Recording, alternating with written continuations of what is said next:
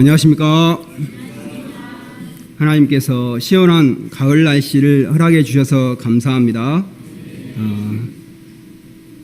아시안게임 때 한국이 축구에서 금메달도 따고 또 박항서 감독이 이끄는 베트남도 4강에 진출했는데, 어제는 역사적인 조대와 전대 UBF가 축구 시합을 하게 하셔서 감사합니다. 3게임을 했는데 아쉽게도 다 비겼다고 합니다. 참 오랜만에 한 것 같습니다. 제가 왜 이야기를 하냐면, 스피릿 축구와 제장 양성 역사가 같이 갑니다. 왜 그럴까요?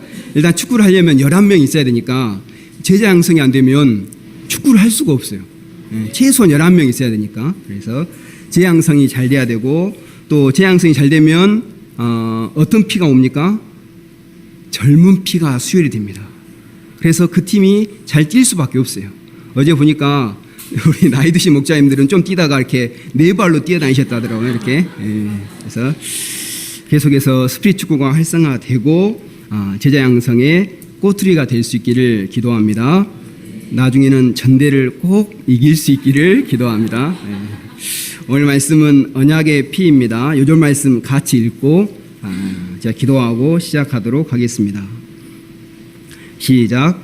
이르시되 이것은 많은 사람을 위하여 흘리는 나의 피 곧 언약의 피니라. 하나님 아버지, 귀한 예배를 허락하시고 너무나 귀한 말씀 허락해 주셔서 감사합니다. 제가 너무나 부족합니다. 십자가 피로 감추시고 성령으로 붙으셔서 이 귀한 말씀이 잘 드러날 수 있도록 은혜를 허락하시기를 기도합니다. 또 이 말씀은 성령께서 깨닫게 하지 않으시면 깨달을 수 없는 말씀인데, 이 시간 성령께서 충만한 깨달음 은혜를 허락해 주시기를 간절히 기도합니다.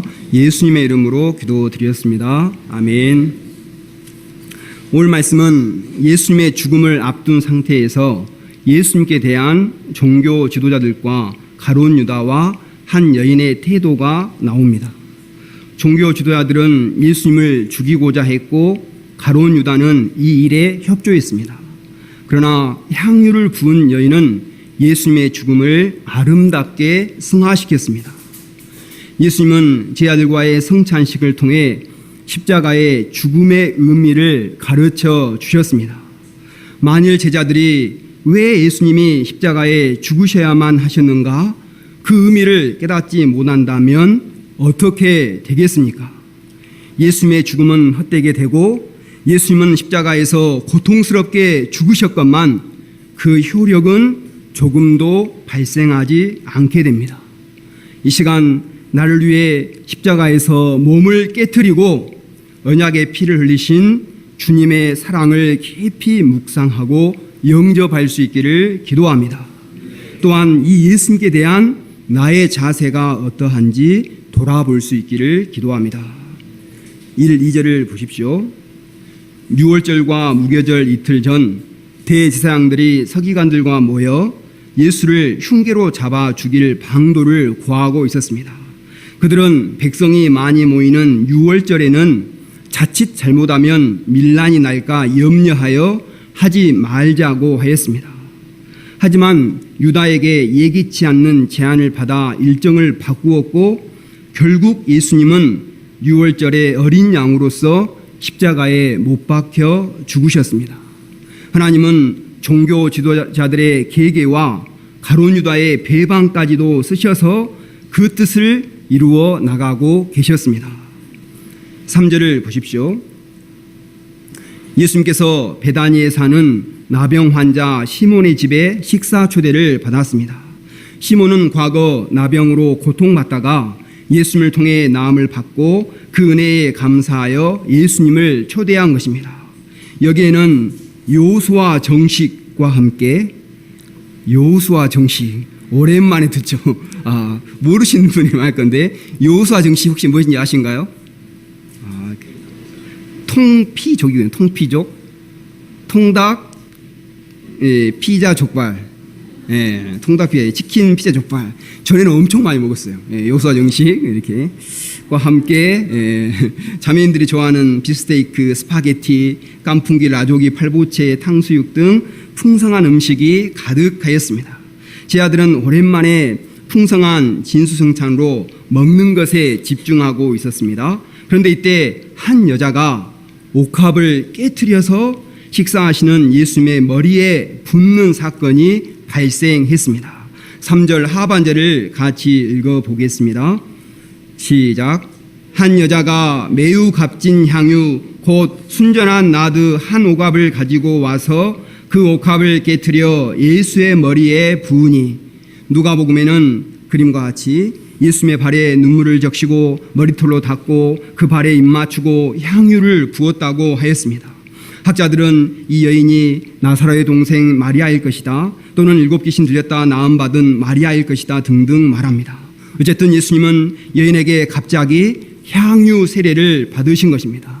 당시 존귀한 손님들을 초청하면 머리에 기름, 감람유 몇 방울씩 붓는 일은 호의와 예우를 표하는 행동으로 유대인들의 식사에서는 흔한 습관이었습니다. 그러나 이 여인처럼 값비싼 나드 기름을 사용하는 경우는 극히 드물었습니다. 더군다나 이 향유는 300데나리온 정도로 오늘날 3천만 원에서 5천만 원 정도 하는 값이 나가는 너무나 귀한 것이었습니다. 그런데 이 여인은 어떻게 이처럼 값진 향유를 한꺼번에 깨트려서 예수님께 부어드릴 수 있었을까요? 자세히는 알 수 없지만 예수님께 받은 은혜가 너무나 컸기 때문이었을 것입니다. 그녀는 주님으로부터 받은 은혜를 생각할 때 가만히 있을 수가 없었습니다. 특히 예수님이 예루살렘으로 올라가시면 십자가에 돌아가신다는 말씀을 자주 하시자 어쩌면 마지막일지도 모른다는 생각이 들었습니다. 아마 이날 저녁 식사도 자신이 대접하고 싶었는데 시몬의 집에서 먼저 선약을 해버렸기 때문에 섬기지 못한 것이 너무 안타까웠을 것입니다. 여인은 다른 방법으로 예수님을 섬길 수 없을까 고민하던 끝에 옥합을 깨서 드리고자 결심한 것입니다. 이 옥합은 미래 결혼을 위해서 고이고이 간직해 온 것일 수도 있습니다. 자신의 가족들과 장례를 위해서 준비한 것일 수도 있습니다. 그런데 그처럼 귀한 것을 깨트려서 예수님께 쏟아 부어 드렸습니다. 반쯤 부어 드리든지 10%, 20% 정도 부분적으로 드리든지 아니면 바닥에 비닐이라도 깔고 드렸다면 이해가 되는데 한꺼번에 왕창 깨트려서 부어 드린 것이 좀 무모해 보입니다. 좀 물어보고 하지 여인이 너무 감정적으로 한 것은 아닌가 생각되기도 합니다. 4, 5절에 보면 어떤 사람들, 제자들은 이를 보고 붕괴했다고 했습니다. 어찌하여 이 향유를 허비하는가? 이 향유를 300데나리온 이상에 팔아 가난한 자들에게 줄 수 있었겠도다. 저도 선교 사업부장으로서 이 제자들의 마음이 10분 이해가 됩니다. 그들은 여인의 진심을 허비로 보았습니다. 낭비라는 것입니다.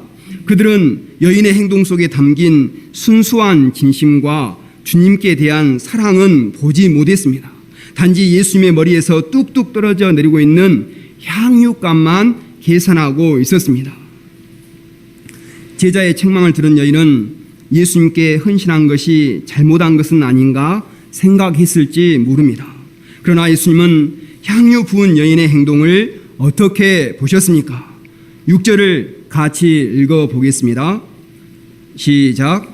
예수께서 이르시되 가만두라. 너희가 어찌하여 그를 괴롭게 하느냐? 그가 내게 좋은 일을 하였느니라. 그가 내게 좋은 일을 하였느니라. 우리 다비나 목사님 영어로 그 부분만 한번 읽으실랍니까? 예, beautiful thing을 했다는 것입니다. 여인이 자신에게 아름다운 일을 했다고 말씀하십니다. 아름다운 일이라는 것은 세상에도 많이 있습니다.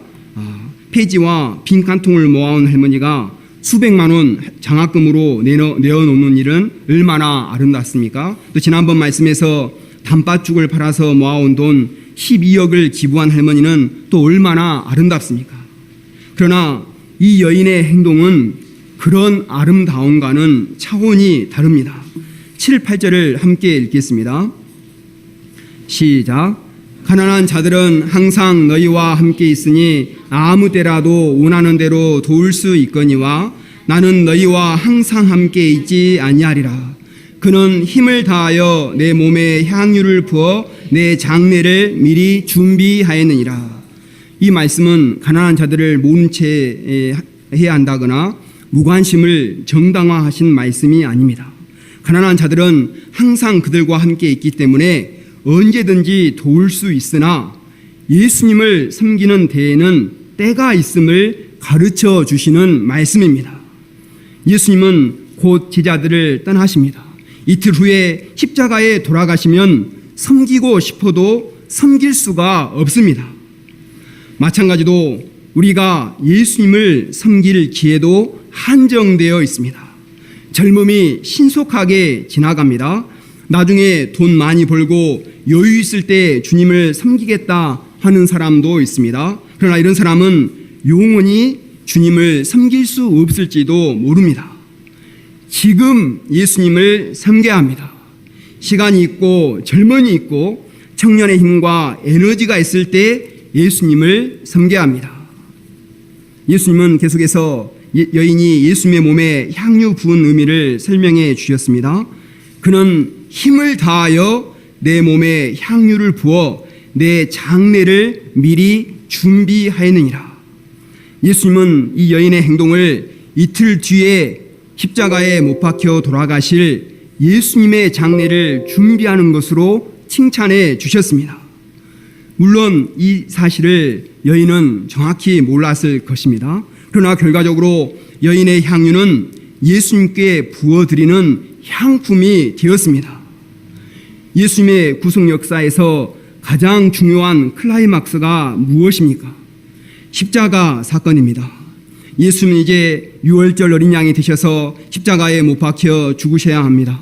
채찍에 맞고 침뱉음을 당하고 무거운 십자가를 지고 골고다 언덕을 올라가야만 합니다. 십자가에 못 박혀 높이 들려짐으로 저주의 표적이 되어야 합니다.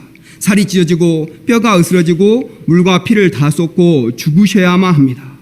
이를 감당해야 하는 예수님의 마음이 얼마나 힘들었겠습니까?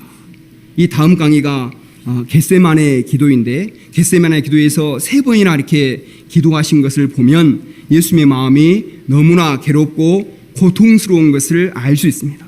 그런데 누구도 이 예수님의 마음을 헤아리지를 못했습니다. 사랑하는 제자들마저 딴 생각만 하고 있었습니다. 가룟 유다는 예수님을 팔 기회를 엿보고 있었습니다. 그런데 유독 이 여인만은 누가 시킨 것도 아닌데 자발적으로 나와서 예수님께 향유를 부어 드렸습니다. 예수님이 탄생하실 때 동방 박사들이 동방에서부터 와서 황금과 유황과 몰약을 예물로 바쳤습니다. 그래도 그들은 박사들이었고 엘리트요 부자들이었습니다. 그러나 이 여인은 타이틀도 지위도 넉넉한 물질도 없었습니다. 동방 박사들이 드린 예물에 비하면 초라하기 그지 없었습니다. 그러나 예수님이 보시기에 이 여인의 옥합은 너무나 귀하고 아름다운 것이었습니다. 이 여자가 내 몸에 향유를 부은 것은 내 장례를 위하여 함이니라. 이 여인은 예수님의 십자가 구속 역사를 이루는데 큰 동역자가 된 것입니다. 우리도 복음 역사를 섬길 때 말없이 영적 환경을 만들어주고 헌신적으로 동역해주는 목자님들을 보면 얼마나 고맙고 위로가 됩니까? 이런 사람들은 마치 추수하는 날에 얼음 냉수 같아서 능히 그 주인의 마음을 시원하게 한다고 하였습니다. 이 말씀을 좀만 더 일찍 전했으면, 아주 뜨거울 때 전했으면 이 얼음 냉수 이 느낌이 어떤 느낌인지 더 아실 텐데요. 얼음 냉수 같이 그 마음을 시원케 하셨다고 하였습니다. 예수님도 이 여인을 통해서 큰 위로를 받으셨을 것입니다. 그래서 예수님은 9절에서 말씀하셨습니다. 9절을 같이 읽어보겠습니다. 시작. 내가 진실로 너희에게 이르노니 온 천하에 어디서든지 복음이 전파되는 곳에는 이 여자가 행한 일도 말하여 그를 기억하리라 하시니라. 예수님은 이 여인의 아름다운 행동이 얼마나 기쁘셨던지 복음이 전파되는 곳마다 전해질 것이라고 말씀하셨습니다. 와, 오늘날 우리는 이 예수님의 말씀이 실현되고 있다는 것을 알 수 있습니다. 사복음서에 다 기록된 사건들이 많지 않은데 이 여인의 행동은 사복음서에 다 기록되어 있습니다. 예수님은 여인의 이례적인 헌신을 영원한 기념으로 세워주셨습니다. 우리는 한 번 살다가 세상을 떠납니다. 우리는 나의 한 번의 삶이 가장 가치 있고 의미 있기를 원합니다. 내 삶의 향기가 영원히 남기를 바랍니다. 내 삶이 복음과 함께 있을 때, 예수님의 마음을 알고 예수님께 드려질 때 영원한 가치를 가진 삶이 될 줄로 믿습니다. 내 소중한 생명의 향유가 예수님께 부어질 때 영원한 향기로 남게 될 줄로 믿습니다. 오늘날에도 주님으로부터 받은 은혜에 감사해서 자신의 소중한 옥합을 깨어서 드리는 분들이 있습니다. 소중한 자신의 물질과 또 시간과 장래의 꿈과 계획, 이것들을 주님을 위해서 아낌없이 깨어 드립니다. 누가 시킨 것도 아니고 대가를 바라는 것도 아닙니다. 주님을 너무 사랑하기 때문에 드리는 것 자체가 기쁘고 감사하기 때문에 쏟아 부어 드립니다. 미국의 유명한 교회 사가인 라토레 박사는 이런 말을 했습니다. 오늘날까지 교회를 지켜온 사람들, 그들은 신학자가 아니다. 정치가도 부유한 사업가도 아니다.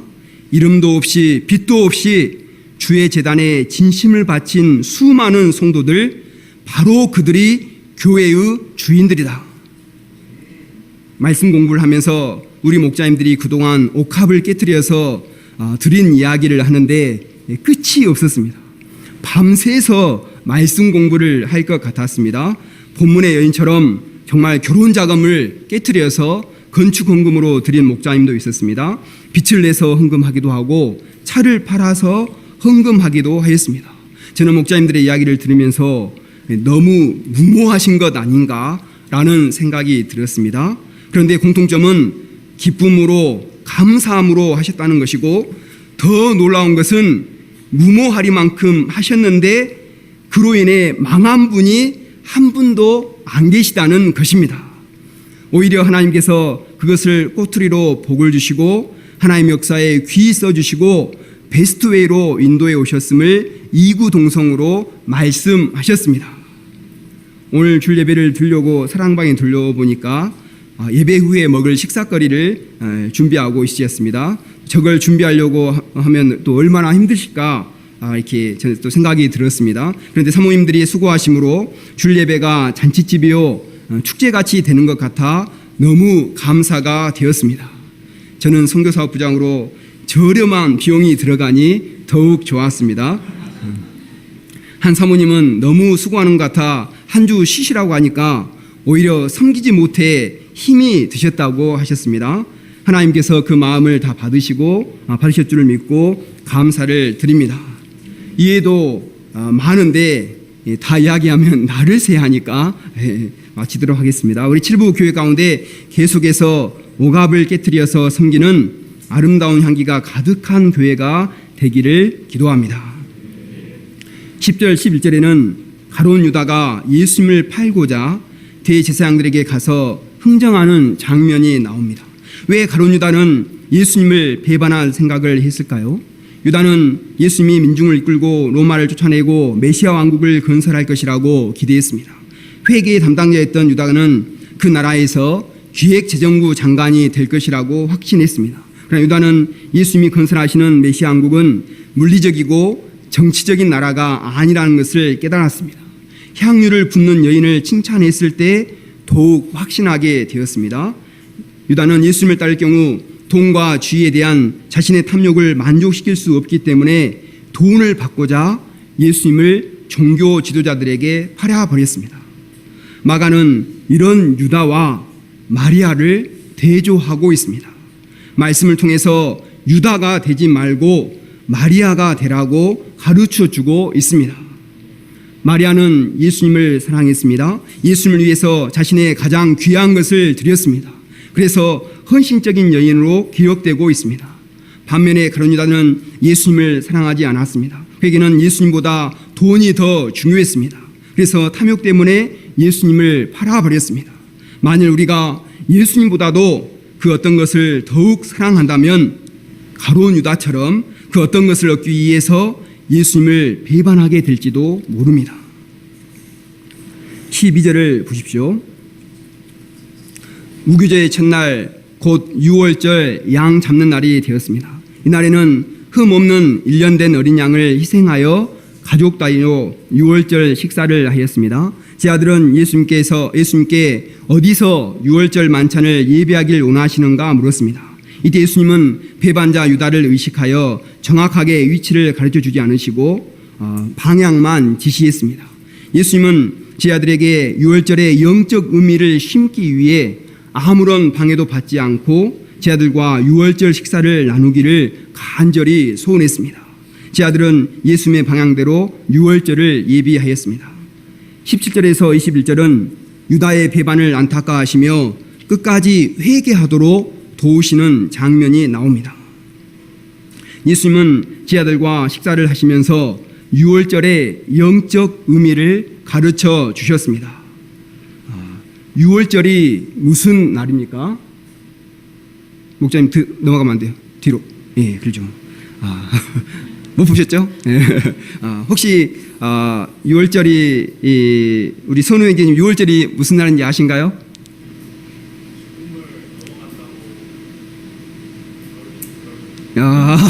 예, 그렇죠.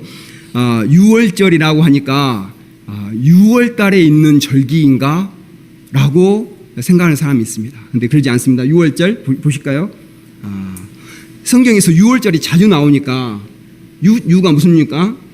넘을 유, 건널 월, 마디절. 넘어 건너간다. 영어로 하면 패스 오버입니다. 지나가는 것을 기념하는 절기입니다. 무엇이 지나가는 것을 기념하는 절기입니까? 이스라엘 백성들이 애굽에서 노예 생활하던 데서 먼저는 탈출하여 자유인이 되는 날을 기념하는 날입니다. 하나님은 10번째 재앙을 통해서 애굽의 땅에 사는 모두 장자들을 다 죽게 하심으로 바로가 두 손 두 발 다 들고 항복하게 하셨습니다. 죽음의 사자가 왔을 때 이스라엘 백성들도 애굽 땅에 살고 있었기에 다 죽어야 했습니다. 그들도 죄인들이기 때문입니다. 그런데 그 집 문설주에 양의 피를 바른 곳은 넘어갔습니다. 패스오버 6월 한 것입니다.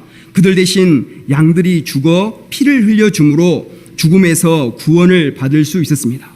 내가 어린 양의 피를 보고 넘어가리라. 이스라엘 백성들은 수천 년 동안 이 유월절을 지켜왔습니다.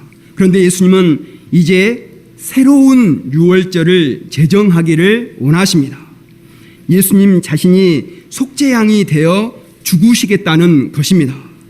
어린 양이 아니고 예수님 자신이 십자가에 못 박혀 피 흘려 죽으심으로 대속 제물이 되시겠다는 것입니다.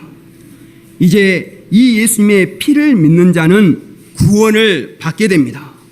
그 사람이 어떤 초한 죄인일지라도 그가 믿는 예수님의 피 때문에 심판을 받지 않고 구원을 받을 수 있게 되었습니다. 요한복음 5장 24절에서 내가 진실로 너희에게 이르노니 내 말을 듣고 또 나 보내신 이를 믿는 자는 영생을 얻었고 심판에 이르지 아니하나니 사망에서 생명으로 옮겼느니라. 애굽에서 가나안 땅으로, 노예에서 자유인으로, 죄인에서 의인으로, 사망에서 생명으로, 지옥에서 천국으로 옮기우는 진정한 유월절, 이것이 바로 예수님의 십자가를 통해서 이루어지게 되는 것입니다. 이 십자가 사건을 앞에 두고 예수님은 사랑하는 제자들과 함께 최후의 만찬을 드셨습니다. 이것을 가리켜 성만찬이라고 합니다. 이때 예수님은 무엇을 하셨습니까? 두 가지를 하셨는데 하나는 떡을 떼어서 주시는 것이고 또 하나는 포도주를 주어 주시는 것이었습니다. 먼저 22절을 같이 읽어보겠습니다. 시작. 그들이 먹을 때 예수께서 떡을 가지사 축복하시고 떼어 제자들에게 주시며 이르시되 받으라 이것은 내 몸이니라 하시고 6월절에는 누룩 없는 떡 무교병을 먹었습니다. 예수님은 이 무교병을 떼어서 주면서 말씀하셨습니다. 받으라 이것은 내 몸이니라. 예수님이 떡을 떼셨다고 했는데 이것을 영어 성경에 보면 break라고 했습니다. 이것은 앞으로 자신의 몸을 깨트리겠다는 것입니다. 십자가에서 자신의 몸을 깨트려서 살을 떼어 주시겠다는 것입니다. 이 예수님의 살은 요한복음에서 생명의 떡이라고 하였습니다. 내가 곧 생명의 떡이니라. 나는 하늘에서 내려온 살아있는 떡이니 사람이 그 떡을 먹으면 영생하리라. 내가 줄 떡은 곧 세상의 생명을 위한 내 살이니라 하시니라. 예수님은 우리에게 하늘의 생명, 영원한 생명을 주시기 위해 자신의 몸이 깨어지는 아픔을 감당하셨습니다. 십자가에서 자신의 몸이 찢어지는 고통과 아픔을 감수하셨습니다. 예수님의 생으로 말미암아 우리가 이제 새 생명을 덧입게 되었습니다. 나를 위해서 십자가에서 몸이 찢어지신 예수님을 묵상할 때 예수님의 살이 내 안에 들어와서 하늘의 신령한 생명이 내게 전달되는 것입니다. 혹시 KBS TV 그 강연 백도시라는 프로그램 혹시 아신가요? 네. 모르신가요? 네. 지금은 종방을 했는데 보신 분도 계실 겁니다. 그 중에 세 번째 삶이라는 편이 있는데 간단히 소개를 하면 저기 나온 이재철 씨가 초등학교 때 축구를 하고 돌아와서 목이 말라 음료수를 들이켰는데 음료수가 아니고 그 안에 신라가 들어있었습니다. 즉시 병원에 가서 위세척을 하고 치료를 받았지만 이 씨는 신장이 망가지고 말았습니다. 결국 13살 때 어머니로부터 신장 이식 수술을 받았습니다. 그러나 이때 이 씨는 너무 어려가지고 예수님의 은혜를 어머니 은혜를 잘 알지를 못했습니다. 몸이 좋아지자 또 별 생각 없이 무절제한 삶을 살았습니다. 직장생활을 하고 술, 담배, 회식 문화에 젖어들었습니다. 그래서 결국 15년 후에 또 다시 신장 이식 수술을 받아야만 했습니다. 이번에는 아버지가 신장을 기증하셨습니다. 그런데 아버지는 아들이 수술을 받기 3년 전부터 준비를 했다고 합니다. 아들이 얼마 후면 신장 이식을 받아야 할 것을 예견하시고 건강한 신장을 떼어주시기 위해서 술도 끊으시고 등산도 하고 음식도 조절하면서 자신의 몸을 철저히 관리했습니다. 자신을 위해서가 아니라 아들에게 건강한 신장을 주기 위해 이렇게 관리했습니다. 그리고 결국 부모님의 결혼 기념일에 아버지의 신장을 이식 수술을 하였습니다. 그리고 지금은 아주 건강하게 몸 관리 잘하고 잘 살고 있다고 합니다. 이 씨는 오른쪽에는 뭐가 있습니까? 어머니의 신장이 있고 왼쪽에는 아버지의 신장을 달고 살아가고 있습니다. 그는 강연 말미에 눈물을 흘리며 이 부모님의 사랑에 감사했습니다. 그래서 강연의 제목이 세 번째 삶이었습니다. 세 번째 삶. 왜 세 번째 삶일까요? 첫 번째는 어머니 뱃속에서 태어나서, 두 번째는 어머니의 신장, 세 번째는 아버지의 신장.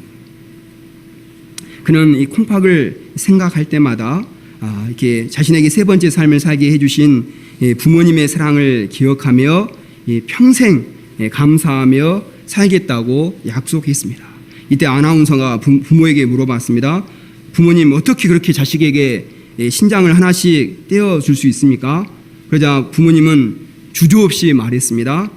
자식을 위해서라면 무엇인들 못하겠습니까? 이유는 단 한 가지, 자식을 사랑하기 때문입니다. 자신의 분신이기 때문에, 너무나 사랑하기 때문에 실체 인부까지 기꺼이 떼어서 내어준 것입니다.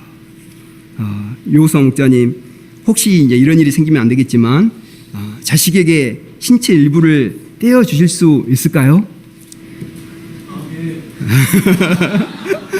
아멘. 요호사 목자님은 충분히 그럴 거라 믿습니다. 그런데 우리를 향한 예수님의 사랑은 이보다 더합니다. 로마서 5장 8절에 보면 우리가 아직 죄인 되었을 때 그리스도께서 우리를 위하여 죽으심으로 하나님께서 우리에 대한 자기의 사랑을 확증하셨다고 하셨습니다.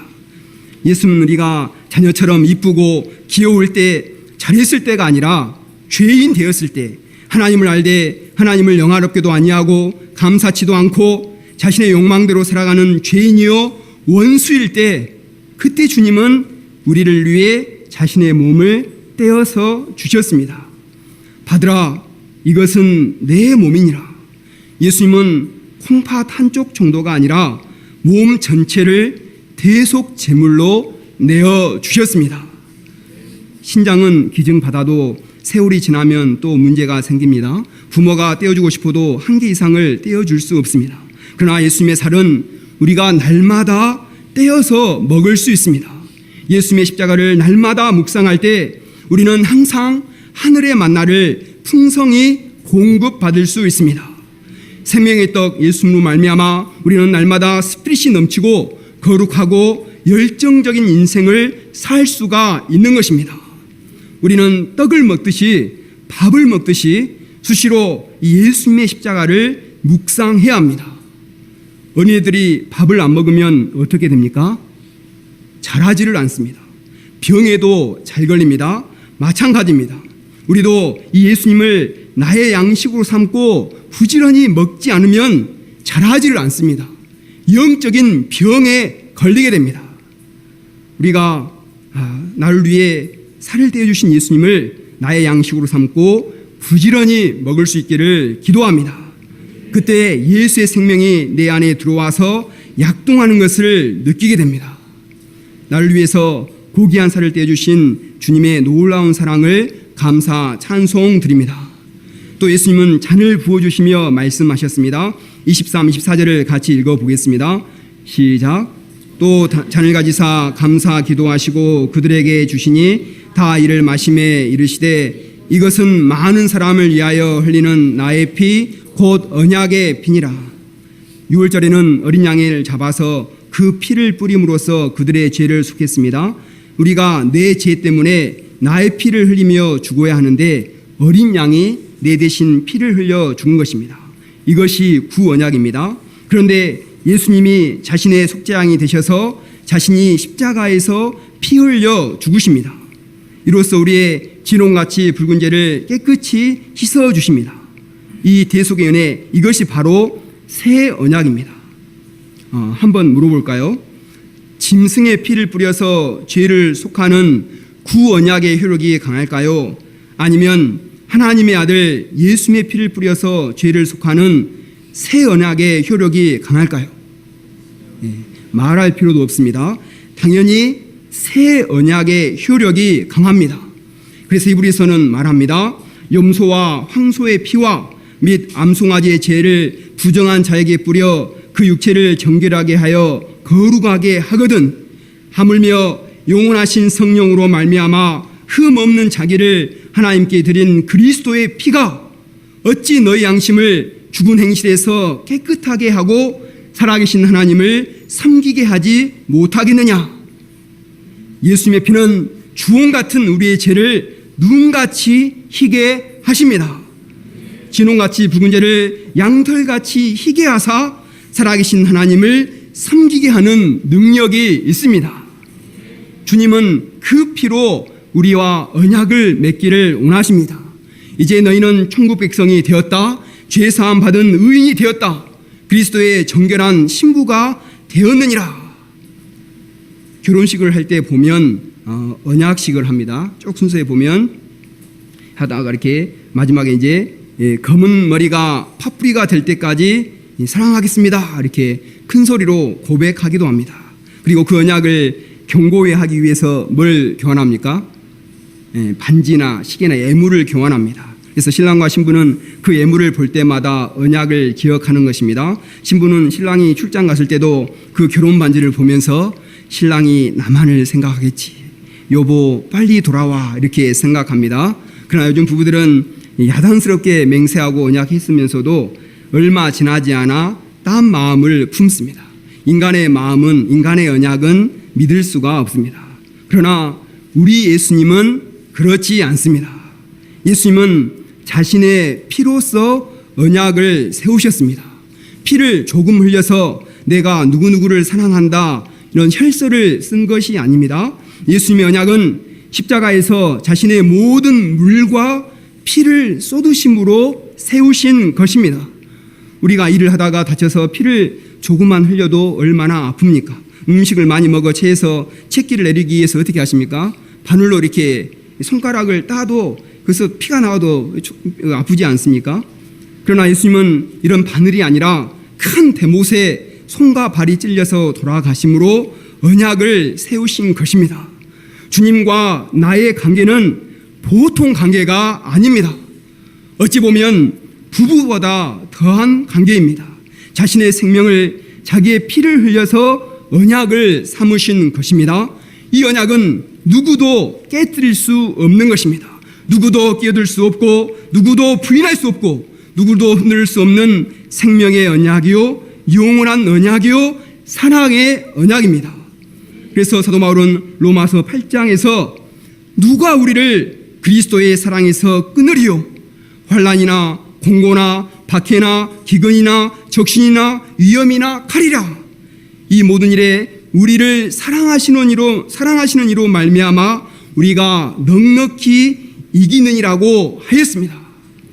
아무리 힘들고 아무리 어렵고 사단이 나를 아무리 송사한다 하더라도 십자가에서 나를 위해 피를 흘려주신 하나님의 사랑, 피로써 언약을 삼으신 주님의 사랑을 믿을 때 모든 사단의 송사와 어떤 어려움도 넉넉히 이기는 승리의 인생을 살 수가 있습니다.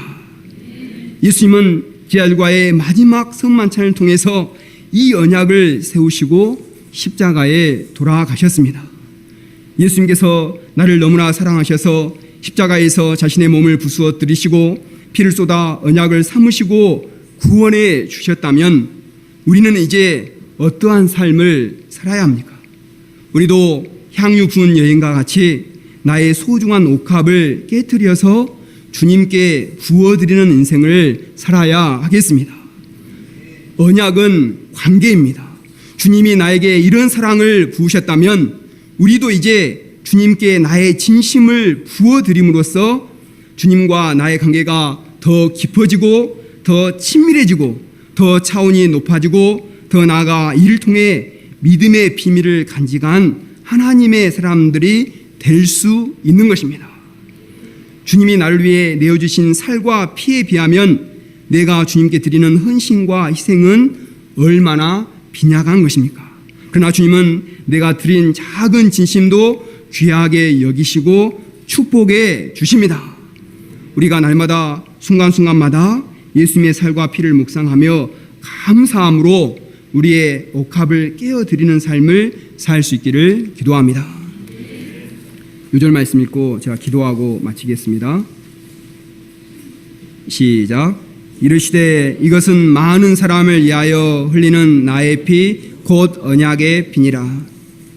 하나님 아버지 감사합니다. 이 시간 말씀을 통해서 우리를 위해 살을 찢기시고 피를 흘리시며 세우신 예수님의 그 사랑의 언약, 십자가의 언약을 다시 한번 깨닫게 하셔서 감사합니다. 예수님은 그 고통을 받으시면서 이 언약을 세우시고 우리를 구원하셨는데 우리가 이 은혜를 모르면, 그 효력을 모르면 어떻게 되겠습니까? 하나님 긍휼히 여겨주시고 우리에게 은혜를 주셔서 이 은혜를 깊이 알고 깨달을 수 있도록 도와주시기를 간절히 기도합니다. 그래서 그 은혜의 기초에서 이 땅에서 예수님을 감사하고 찬양하며 옥합을 드리는 삶을 기쁨으로 살 수 있기를 기도합니다. 예수님의 이름으로 기도드렸습니다. 아멘.